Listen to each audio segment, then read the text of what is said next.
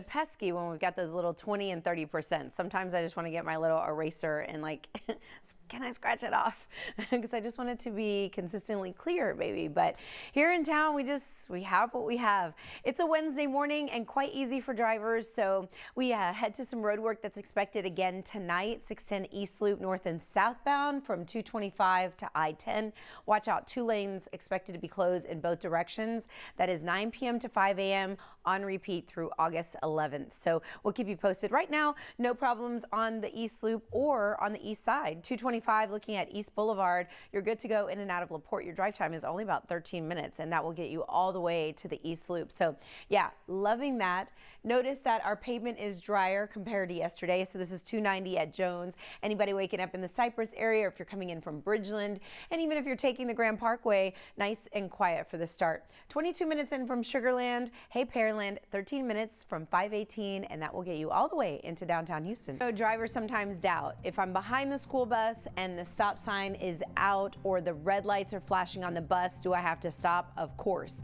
If you're in the opposite direction, do you have to stop? Absolutely. If it's a 2-lane highway, you still have to stop if it's a multi-lane highway and there's pavement across all lanes. And when in doubt, you should always stop because there's offloading or onloading of children. The only time, if you're running in the opposite direction, that you don't have to stop but just slow down is when there's an actual median or a raised barrier dividing you from the school bus that is offloading and onloading children. Otherwise, I would just stop and wait for the driver to either signal that it's okay for you to continue or for that stop sign to be pulled back in. Of course, it is the law. We want all of our children to be safe as we head out the doorway for our live look right now. South Loop at MLK. You're good to go here and on every other highway, guys. It's about road work. So you know it's pretty calm here if I'm still talking about what's expected tonight. So yes, Pat, 610 West Loop. Do you take it? Well, north and southbound 269, you can expect those ramps to be completely closed on a nightly basis. They're supposed to shut it down around 9,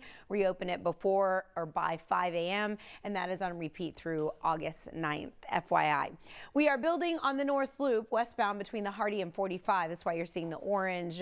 Nothing major going though. No accidents, no crashes, no stalls, no issues. Katy Freeway, you're doing your thing here at Derry Ashford. The headlights are moving inbound. Taillights you see here in this particular picture headed outbound or westbound. Looking good on every highway, but we definitely are seeing the volume pick up as we would normally see right about this time. Are you coming in from Kingwood?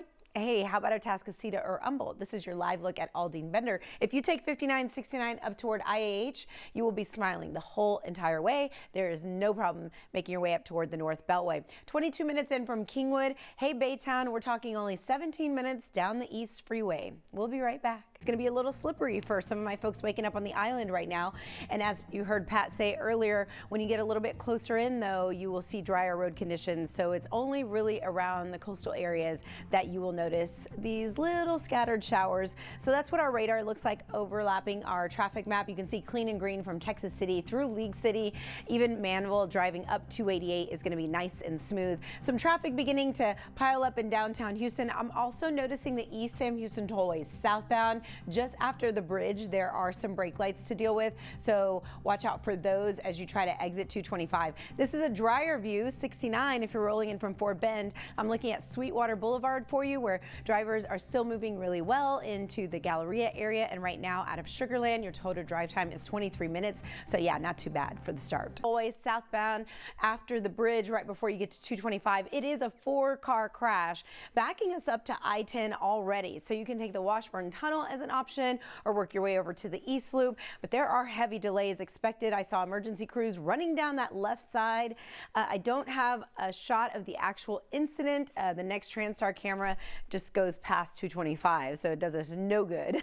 But that's what the backup looks like. This is the other problem on the South Loop eastbound, right around 288, looking from our Scott camera, a right lane is blocked, but we don't have a lot of backup, so I wouldn't be afraid to take the 610 South Loop, but I would try to avoid that East Sam Houston tollway because that is a mad mess. I'll pull up the drive times for you. If you're leaving Clear Lake, 27 minutes up I-4 Sam Houston tollway, southbound direction, right after the bridge. Really crowded with a 4-car crash that's been reported, at least 1 lane blocked. The good news is I am seeing some of the traffic sort of break up right now. It's not so dead stopped. So I have a feeling that they might have recently cleared it because I'm seeing the movement now, which has certainly been a recent change. I'll take you to the maps though.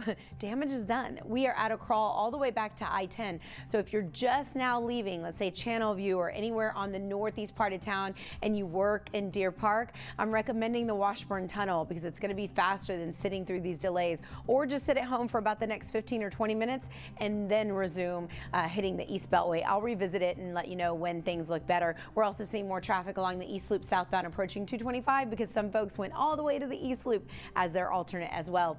This problem is the South Loop. It's eastbound at 288. Here's your live look at that issue. Not a ton of backup. They've tucked it over to the Gore Point or the shoulder area, so it's not a huge deal. And Jacob, we are looking at drive times that are beginning to inch up, including the Woodlands at 40 minutes down I-45.